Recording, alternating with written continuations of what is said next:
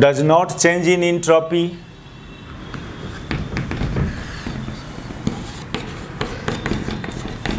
क्योंकि ये adiabatic process है और एडियाबेटिक प्रोसेस में सिस्टम का एंट्रोपी कांस्टेंट रहता है, वहीं से तो इसका डिफिनीशन आया था।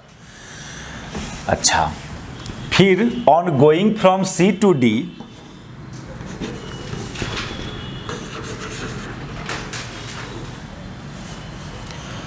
on going from C to D,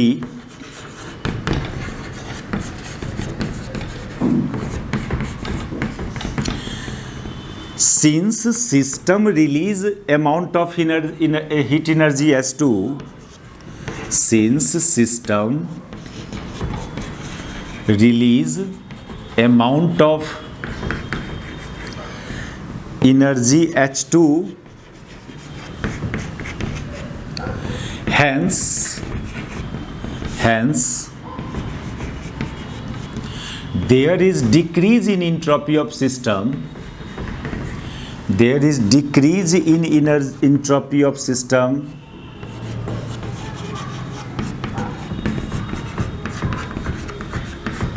decrease in entropy of system, और वो डिक्रीज इन इंट्रोपी को क्या लिखोगे, माइनस साइन में लिखोगे, minus H2 by T2।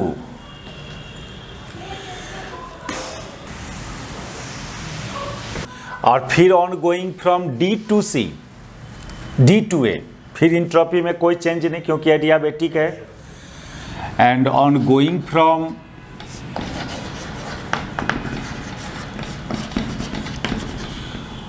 D to A, there does not change in entropy,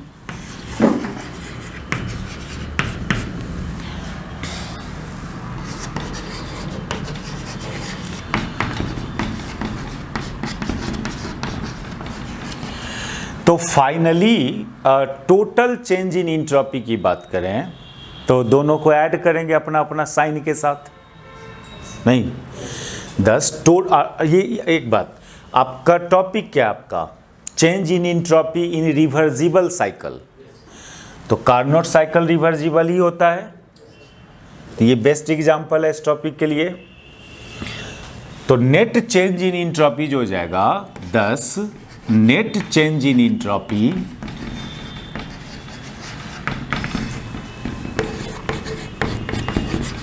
net change in entropy के लिए दोनों का ऐड कर दें, अपने साइन के साथ ऐड कर देंगे दोनों को।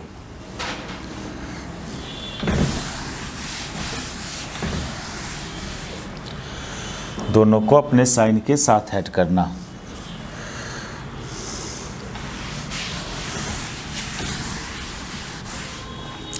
तो ये हो जाएगा, नेट चेंज इन इंट्रोपी को किससे डिनोट करें, डेल्टा S, और एक था plus H1 by T1 plus minus H2 by T2, ठीक है। बट हम लोग एक बात क्या जानते हैं, for Carnot engine H1 by T1 equal to H2 by T2, ये पर्सनली फॉर कार्नोट इंजन ये चीज़ वैलिड होता है, H1 by T1 equal to H2 by T2, ये था ना वैलिड कार्नोट इंजन के लिए। इफिशियंसी अब ऐसे सजा के लिखिए दीजिए, now Etah of reversible engine, ये डिराइव हुआ था कितना, 1 माइनस T2 बाई T1।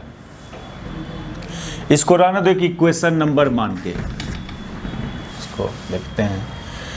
अच्छा, और एटा of any engine, Etah of any engine ये होता है 1 minus H2 by H1, 1 minus, आप लोग Q2 बाई Q1 के टर्म्स में हीट को आप Q से डिनोट कर रहे हो कि H से, अभी किससे डिनोट कर रहे थे, H से heat absorbed H1, heat release H2, तो Q2 के टर्म्स में तो यहाँ Q2 दिखाते थे, यहाँ Q1, ठीक है ना। तो दोनों, ये तो पर्सनली ये फार्मूला फॉर रिवर्सिबल इंजन और ये फार्मूला फॉर एनी इंजन, तो दोनों को इक्वेट करेंगे। इस दोनों को यदि इक्वेट करते हो आप, दैट इज ये हो जाएगा इसलिए ये 1 minus T2 by T1 equal to 1 minus H2 by H1, और फिर इसको सॉल्व करेंगे तो आपको एक रिलेशन क्या मिलता है, H1 by T1 equal to कितना, H2 बाई T2, ये मिलता है। तो ये relation is valid only for reversible engine. किसके लिए? रिवर्जिबल इंजन के लिए, रिवर्जिबल साइक्लिक प्रोसेस के लिए ये valid for reversible cyclic process.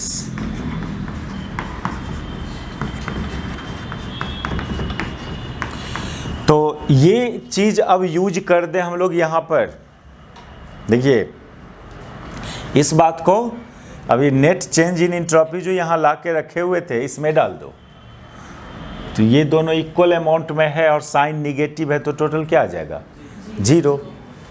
तो पुट इट इन 1, इस बात को 1 में डालोगे तो पुट इट इन 1, तो 1 से क्या निकल के आएगा, डेल्टा एस बराबर कितना, 0 आ जाएगा। समझे? तो रिवर्जिबल साइक्लिक प्रोसेस होगा तो net change in entropy always क्या होगा, 0 होगा।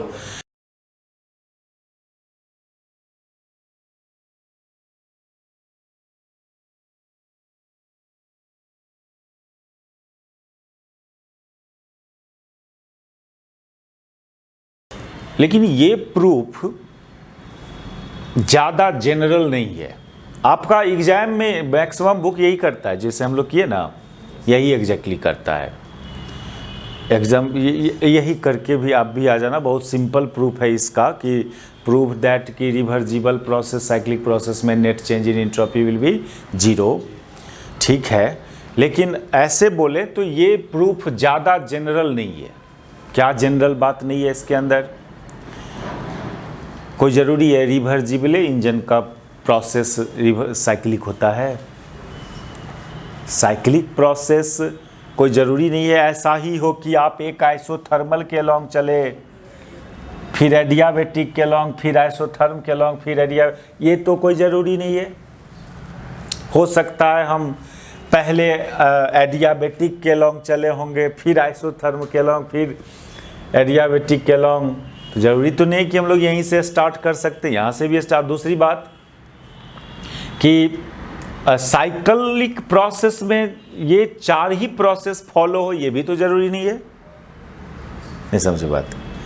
ये नंबर ऑफ स्टेप से गुजर के आप साइक्लिक प्रोसेस परफॉर्म कर सकते हो।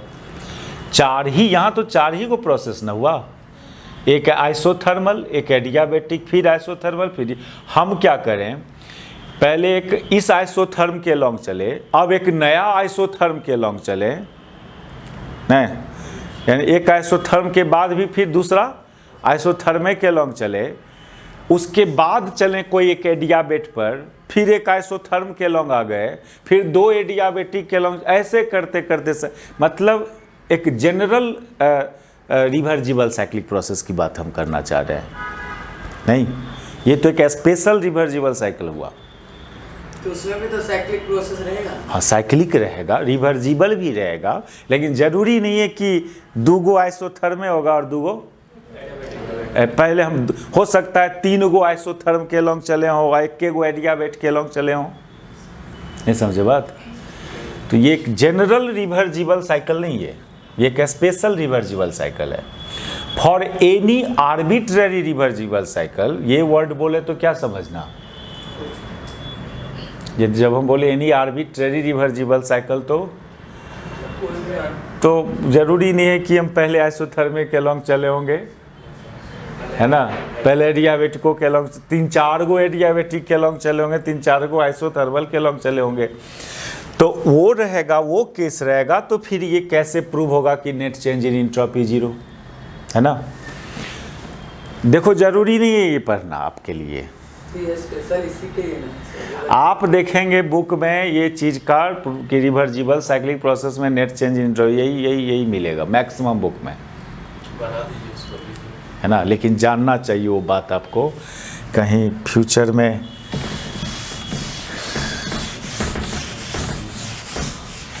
लिखो, if we have an arbitrary reversible cycle, if we have an arbitrary reversible cycle,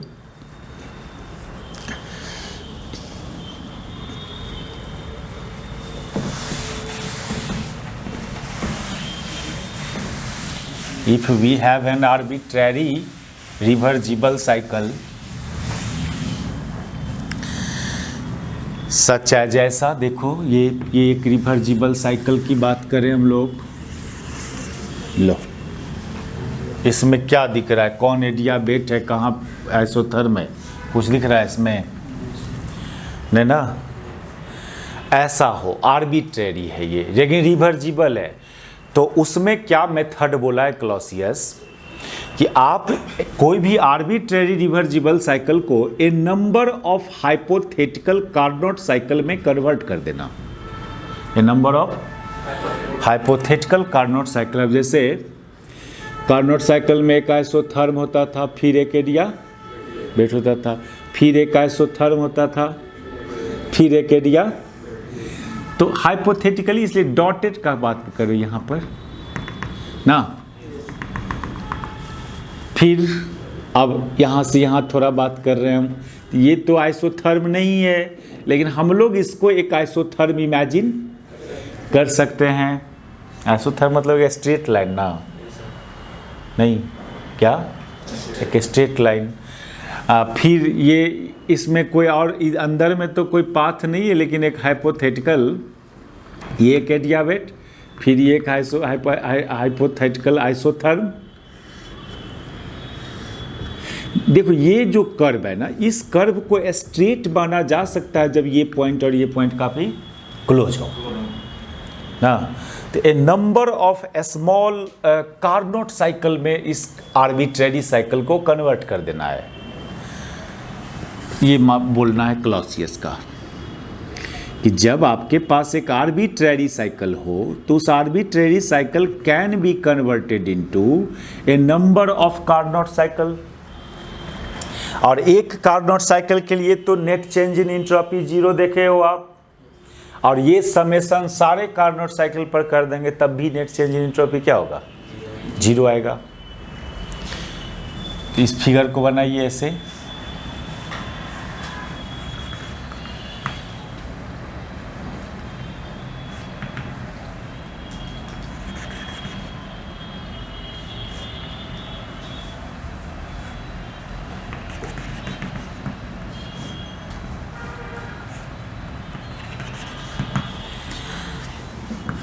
an arbitrary reversible cycle.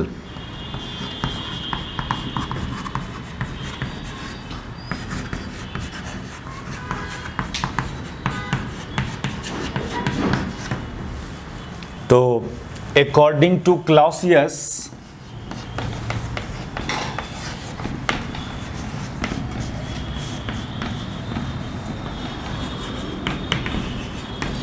an arbitrary reversible cycle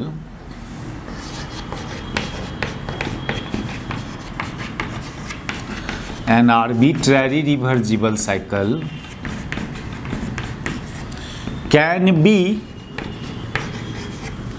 converted into a number of elementary Carnot cycle.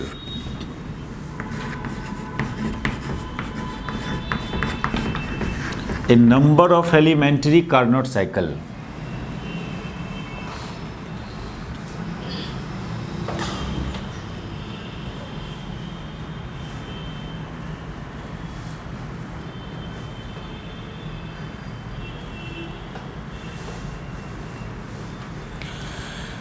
और इसमें से कोई एक elementary Carnot cycle consider करें, इसका नाम दे दें हम लोग ये स्मॉल ABCD करके। एक एलिमेंट्री कार्नोट साइकिल ये ले ABCD ना, तो ये एक आइसोथर्म होगा, AB एंड CD आइसोथर्म होगा, BC एंड AD एडियाबेट होगा। तो consider and any one elementary Carnot cycle ABCD A. Cycle का नाम लिखना है तो जहां से चले फिर वहीं पर लास्ट करना। इसमें क्या क्या है, A B and C D are isotherm and BC and DA are adiabate.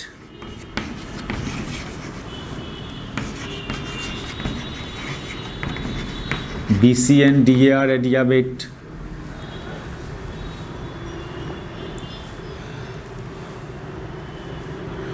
इस आइसोथर्म का अपना कुछ टेम्परेचर होगा, मान लो T1, इस आइसोथर्म का टेम्परेचर T1, इस आइसोथर्म का टेम्परेचर मान लो T2। तो मान लो कि ये CD will be at temperature T2 and AB will be at temperature T1. Let AB will be at temperature T1 and CD will be at temperature मान लो T2। तो ये अच्छा पहले कर लेते हैं। तो ये क्लियर है, क्लाउसियस का क्या है जंक्शन, कोई भी आर्बिट्रेरी साइकिल हो और रिवर्जिबल हो, क्या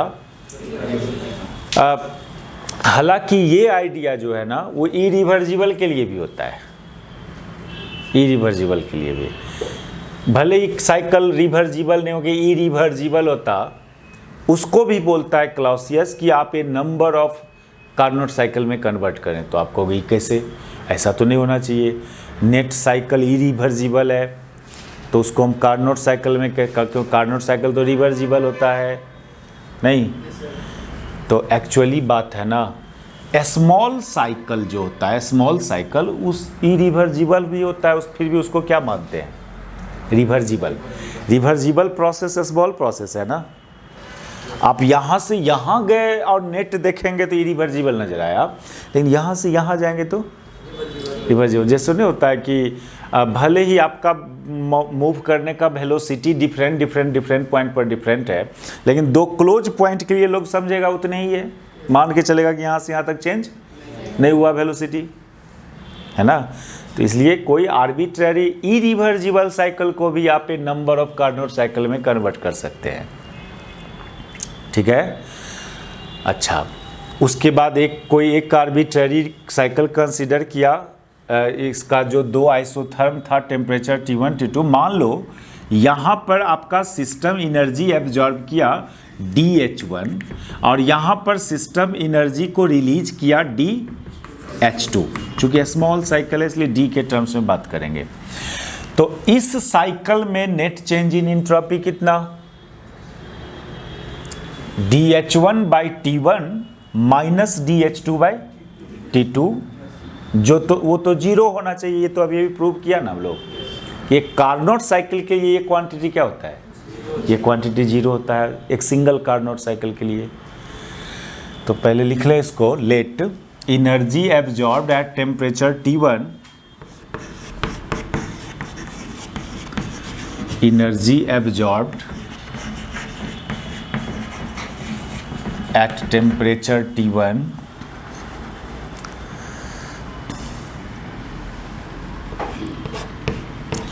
is DH1 and energy released at temperature T2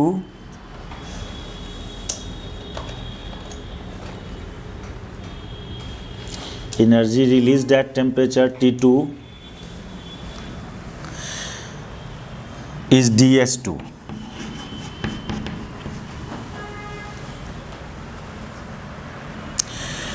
Then net change in entropy, net change in entropy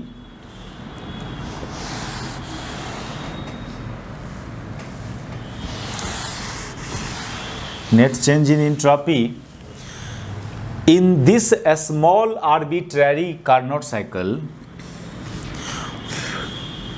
net change in entropy in this small arbitrary Carnot cycle, इसको हम लोग सुनो ना, इसको हम लोग डेल्टा S1 से डिनोट नहीं करना चाहिए, DS1 लिखना चाहिए ना। स्मॉल है ना, स्मॉल साइकिल है तो लार्ज चेंज नहीं होके क्या बोलेंगे, स्मॉल चेंज बोलेंगे। जो बराबर होना चाहिए किसका, dH1/T1 प्लस माइनस डी। और ये क्वांटिटी को देखे हो कितना आप, एक कार्नोट साइकिल के लिए तो ये अभी प्रूव हुआ था ना, 0 नहीं। अब ऐसा बहुत सारे कार्नोट साइकिल, अब यहाँ पर बात करेंगे तो यहाँ पर मान लो एनर्जी इस कार्नोट साइकिल के लिए यहाँ पर एनर्जी एब्जॉर्ब हुआ मान लीजिए DH1 डैश, यहाँ पर रिलीज हुआ सपोज करो DH2 डैश, यहाँ का टेम्परेचर मान लो T1 डैश, यहाँ का टेम्परेचर मान लो T2 डैश, तो इसके लिए DS2 आएगा। सिमिलरली यही काम आप दूसरा साइकिल तीसरा साइकिल के लिए बात करोगे तो DS2 जो आएगा वो DH। Hence total change in entropy that is for whole cycle, इस सब इंडिविजुअल साइकिल का चेंज इन एंट्रोपी को ऐड करेंगे ना, सब इंडिविजुअल साइकिल वाला चेंज इन एंट्रोपी को क्या करना होगा, ऐड करना होगा DS1। इसको हम लोग डेल्टा S लिख दें, पूरा होल साइकिल का नेट चेंज इन एंट्रोपी को डेल्टा S, जो बराबर होगा सब इंडिविजुअल साइकिल का चेंज इन एंट्रोपी का। और ये सब तो इंडिविजुअली क्या, इसको क्या लिखेंगे, इसको इंटीग्रल फॉर्म में लिख देना, इंटीग्रल ऑफ ds, सिग्मा ने ना लिखेंगे, डी के फॉर्म में ना, इंटीग्रल ऑफ ds। और ये सब चूंकि कितना आया था, 0 आया था, तो इतना पर यदि टाइम रहे तो चले जाना, लेकिन ज़रूरी नहीं है। ये आर्बिट्ररी साइकिल को रिवर्सिबल साइकिल लेकर के हम ये प्रूव करें कि नेट चेंज इन एंट्रोपी 0। तो ध्यान रखना, यदि साइक्लिक प्रोसेस है और रिवर्सिबल है तो always net change in entropy क्या आएगा, 0 आएगा। ये अब अगला क्वेश्चन सब में है के लिए रिजल्ट खाली अब याद रखिए। पर्सनली ये तो पूछा ही जाता है प्रूव करने। और हम लोग बोलते थे इंट्रोपी स्टेट फंक्शन, ये स्टेट फंक्शन, पाथ फंक्शन, ये अभी हम लोग मैक्सवेल थर्मोडायनामिक रिलेशन जब स्टार्ट करेंगे ना तो उसको और डीपली पढ़ेंगे। Mathematical conditions for state function, path function, तो वहाँ पर देखेंगे हम लोग क्या कि जिस किसी भी वेरिएबल का इंटीग्रल अलोंग क्लोज्ड पाथ 0 हो वो स्टेट फंक्शन कहलाता है। क्या समझे, जिस किसी भी प्रॉपर्टी का इंटीग्रल अलोंग क्लोज्ड पाथ 0 आएगा उसको स्टेट फंक्शन, और जिस प्रॉपर्टी का इंटीग्रल अलोंग क्लोज्ड पाथ 0 नहीं आ रहा है वो पाथ फंक्शन। ये मैथमेटिकल कंडीशन सब प्रूफ भी करेंगे वहाँ मैक्सवेल थर्मोडायनामिक रिलेशन में। अभी तो यूज कर ले रहे हैं कहीं कहीं पर, थोड़ा लिख दो। Here we observe that integral of entropy is 0 along closed path, integral of entropy is 0 along closed path,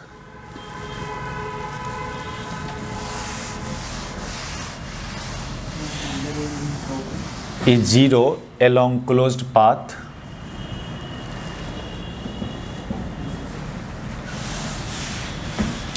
hence entropy is a state function, entropy is a state function। अच्छा, इंट्रॉपी का यूनिट क्या होगा, joule पर kelvin, joule dH/T है ना, H/T है ना, H का यूनिट, H एनर्जी है उसका यूनिट जूल, और नीचे टेम्परेचर जूल पर केल्विन है ना। यूनिट ऑफ इंट्रॉपी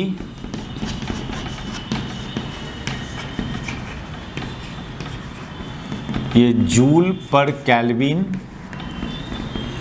और एक बात और इसके बारे में जान लीजिए, देखो जब स्टैटिस्टिकल मैकेनिक्स पर पढ़ेंगे तो और भी बात इसका है। एक बात और इसका प्रॉपर्टी इंट्रॉपी का, इस सिस्टम का ये जो प्रॉपर्टी है, पहली बात की स्टेट फंक्शन है, और दूसरा बात कि ये एक्सटेंसिव प्रॉपर्टी है। ये दो टाइप का प्रॉपर्टी होता है, intensive and extensive. Extensive property उसको बोलते हैं जो सिस्टम का अमाउंट पर डिपेंड करेगा, समझे, अमाउंट ऑफ सिस्टम पर डिपेंड करे। तो इंट्रोपी सिस्टम के मास पर डिपेंड करता है, कम ज़्यादा मास लेंगे तो इंट्रोपी भी कम ज़्यादा होता है। तो जो प्रॉपर्टी सिस्टम का मास पर डिपेंड किया वो सबको एक्सटेंसिव प्रॉपर्टी बोलते हैं। तो लिखो तो, it is an extensive property of system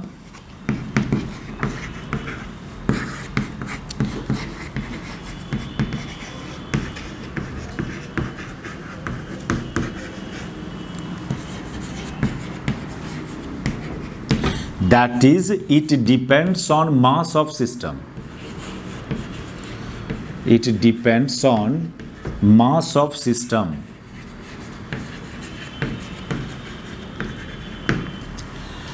इसलिए हम लोग कभी कभी एक स्पेसिफिक इंट्रोपी डिफाइन करते हैं कि 1 kg सब्सटेंस का इंट्रोपी को इतना अमाउंट से इंट्रोपी चेंज करने में, कभी कभी स्पेसिफिक इंट्रोपी भी बात, यानी 1 kg सब्सटेंस के लिए जो चेंज इन इंट्रोपी होगा उसको स्पेसिफिक इंट्रोपी बोला जाता है।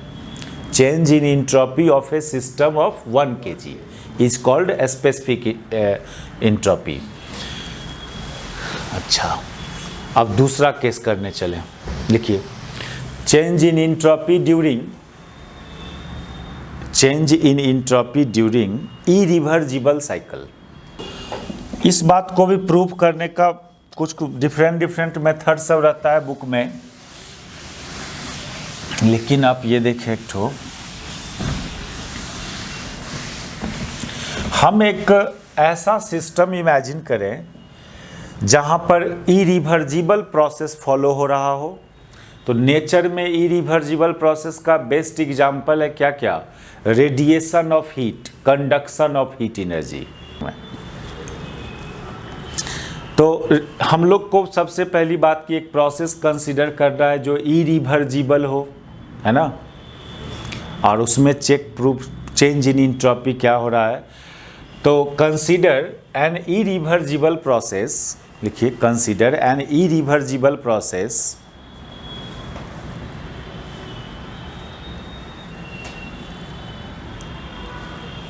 such as radiation of heat energy, such as radiation of heat energy।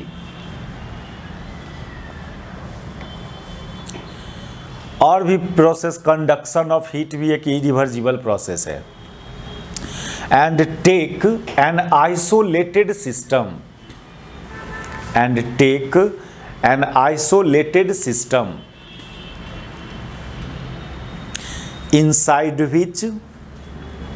inside which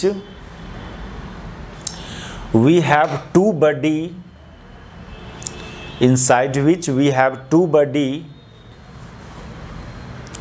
at different temperature, inside which we have two body at different temperature,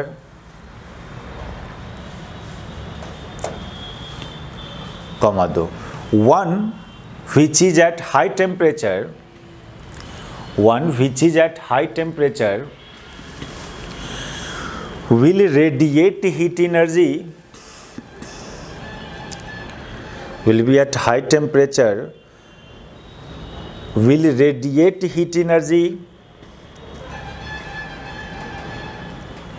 and other which is at low temperature will absorb that heat energy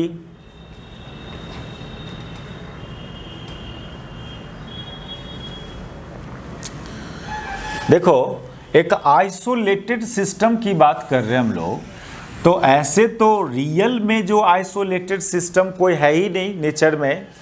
isolated मतलब क्या करना कि उस पर कोई बाहर से work नहीं कर दे, उस पर कोई बाहर से हीट एनर्जी नहीं डाल दे, यानी कुछ नहीं है। अब सराउंडिंग उसका इधर उधर कुछ है ही नहीं।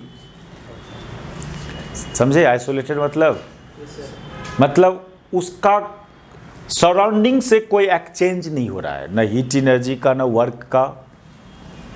उस तरह के सिस्टम को आइसोलेटेड सिस्टम, तो ऐसा है नेचर में। कोई सिस्टम आइसोलेटेड नहीं है। पूरे यूनिवर्स को आप आइसोलेटेड मान सकते हैं, ये मान सकते हैं।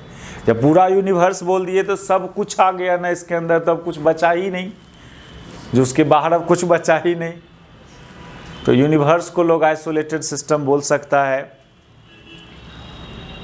तो एक आइसोलेटेड सिस्टम, इसके अंदर बहुत सारा बॉडी हो सकता है। हम लोग एटलीस्ट 2 बॉडी की बात करें सिस्टम के अंदर, ए एंड बी, दोनों अलग अलग टेम्परेचर पर है। सपोज करो T1 T2 पर है, एक हायर टेम्परेचर पर है, एक लोअर टेम्परेचर पर है।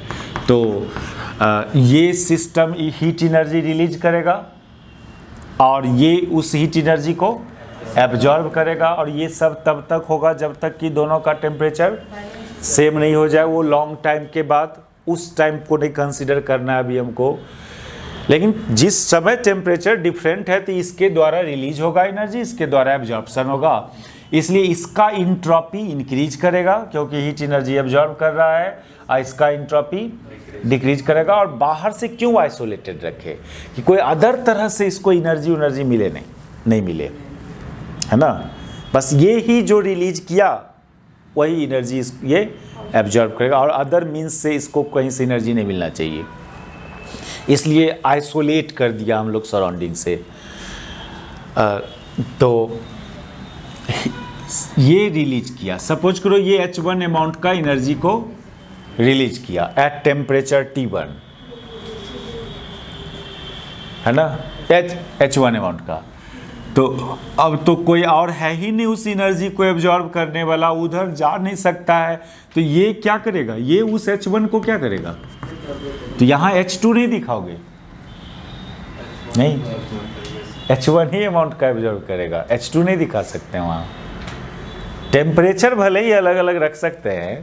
सर उसके पास पहले से हीट होगा ना, कुछ हीट होगा ना, ये भी बॉडी के अंदर हीट नहीं होता है। फर्स्ट लॉ ऑफ थर्मोडायनामिक्स पढ़िएगा ना, तो यही सब बात करते हैं।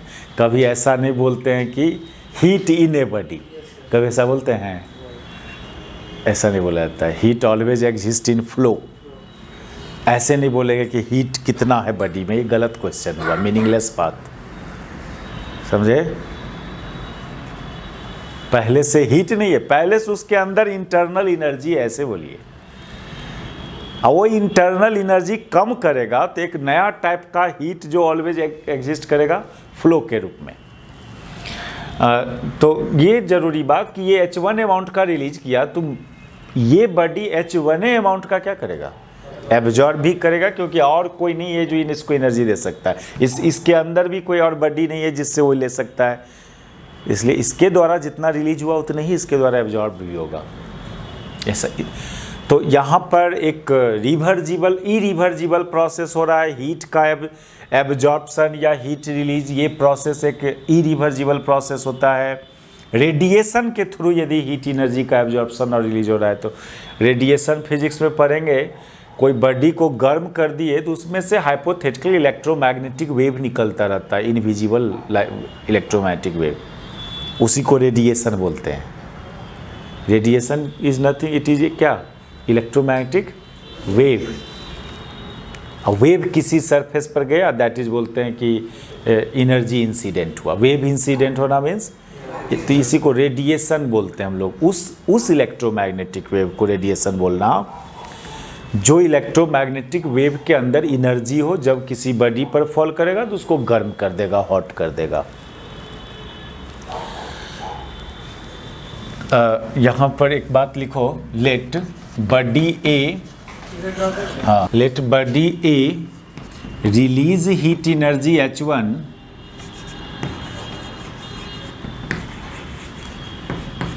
Release heat energy H1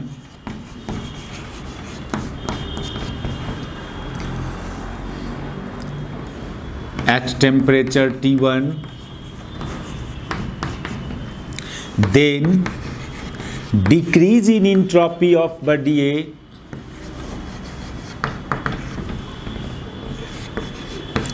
decrease in entropy of A, ये कितना डिक्रीज की बात हो रहा है, तो क्या लिखोगे, -H1/T1,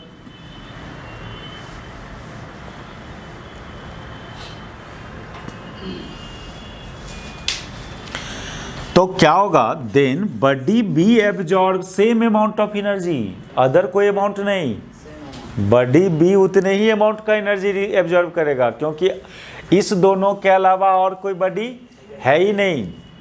कहाँ जाएगा एनर्जी, ये जो रिलीज किया बाहर तो जा नहीं सकता, आइसोलेट है, समझे?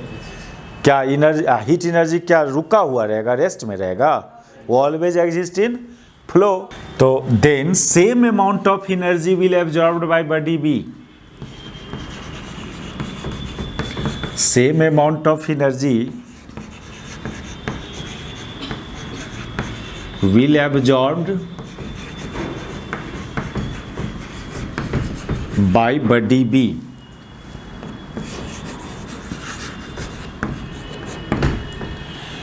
तो बॉडी बी का क्या होगा, गेन इन इंट्रॉपी होगा। ये बात पहले ही बोल चुके हैं कि एनर्जी जब एब्जॉर्ब होता है तो गेन होता है। देखिए सब माइक्रोस्कोपिक प्रॉपर्टी है सिस्टम का। क्या है, मोलिक्यूल्स का मोशन हो रहा है, रेंडम मोशन हो रहा है, कोलिजन हो रहा है अंदर में, ये तो नहीं ना देखने जाते हम लोग। तो जो हो रहा है ये बात पता चल रहा है कि हो रहा है, लेकिन ये इनविजिबल बात है, सब माइक्रोस्कोपिक प्रॉपर्टी है। तो सेमेस्टर 6 में जो स्टैटिस्टिकल है वो माइक्रोस्कोपिक लेवल पर सब उसका थ्योरी चला है। गणना, काउंट करेंगे कितने मोलिक्यूल्स है, ये एग्जैक्टली काउंट होगा वहाँ, तो माइक्रोस्कोप के लेवल पर ना बात हुआ, तो वहाँ देखना उस काउंटिंग प्रोसेस से इस सब बात। तो body B same amount, hence increase in entropy of body B, देखिए hence increase in entropy, increase in entropy of body B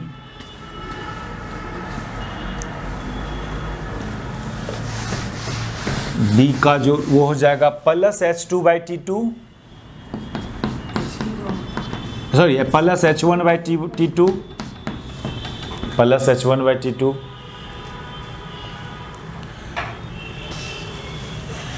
इसलिए नेट चेंज इन इंट्रोपी यहां पर कितना, 10। नेट चेंज इन इंट्रोपी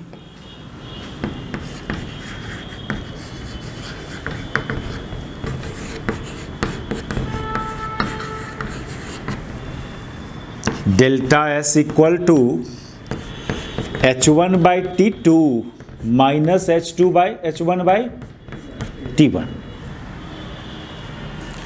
अब चूंकि T2 is less than T1 और ऊपर दोनों में सेम है, दैट इज ये पूरा का साइन क्या, पॉजिटिव ना।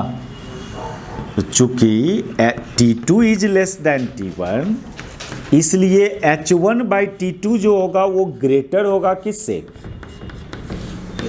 H1/T1 से ग्रेटर होगा।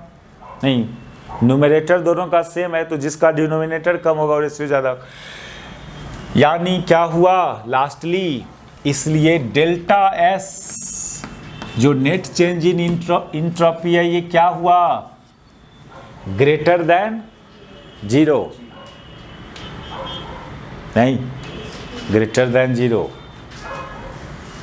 कहोगे सर ये साइक्लिक प्रोसेस तो नहीं परफॉर्म किए हैं आप। साइक्लिक मतलब कि ये बॉडी जिस स्टेट में था उसी स्टेट में आ गया हो।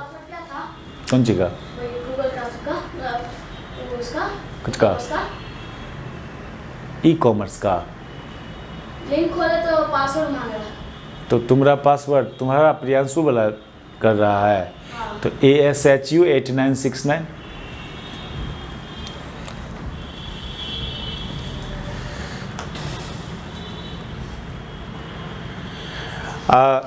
हाँ देखिए, इरिवर्जिबल प्रोसेस अभी साइक्लिक है कि क्या है ये नहीं बोलते हम लोग, लेकिन एक चीज़ तो देख रहा है कि इरिवर्जिबल प्रोसेस में इंट्रोपी इंक्रीज हो रहा है, ऑलवेज इंक्रीज हो रहा है। तो ये कैसे हो जाएगा कि इनिशियल जिस स्टेट में था उस समय का इंट्रोपी और फिर कोई अदर स्टेट में गया उसका इंट्रोपी ज़्यादा हुआ, नहीं।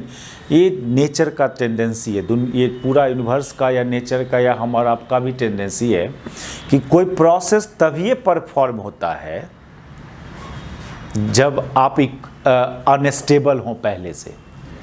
नहीं, और स्टेबिलिटी की तरफ लोग जाना चाहता है। बट मैं का गूगल का पासवर्ड, कौन गूगल का पासवर्ड? मेरा वेरीफाई नहीं किया था हाँ। पासवर्ड, उसी का। मेल का पासवर्ड। ईमेल का ना रे, प्रियांशु कुमार चोला ये सब डाल रहा है ना सब कुछ, हाँ, ले सब कुछ। तो क्या प्रॉब्लम हो रहा है? पासवर्ड मांग रहा है। मेल जीमेल का पासवर्ड दे दीजिए, वेरीफाई होता है। वही तो जीमेल का पासवर्ड है तुम्हारा, लेकिन इंटर का पासवर्ड लिखा रहा है। तो वही डालो।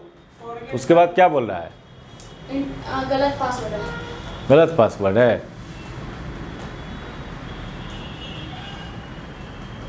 तो फॉरगेट वाला पर डाल के मेरा मोबाइल पर आएगा मैसेज, देखो कोड आएगा, देखो। माथा खराब करता है बच्चा लोग में, थोड़ी ऑनलाइन चलेगा। स्कूल सब जो झूठे के पैसा ऐंठने के लिए वो बहाना कि ऑनलाइन क्लास करो, स्कूल सब। हाँ, माथा खराब कर दिया स्कूल, समझे।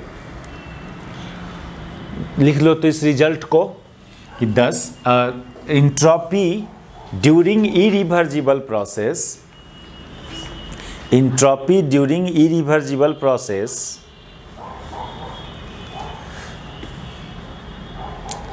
will be increases. Entropy during irreversible process will be increases. Either the process will cyclic or open. Either the process is cyclic or open. तो जब दोनों को इंडिविजुअली प्रूव कर लिया तो यही तो क्लाउसियस इनइक्वालिटी है कि 10 total change in entropy during a process will be greater than equal to 0। Equal to 0 personally for reversible and greater than 0 is personally for irreversible. 10 integral of ds is greater than equal to 0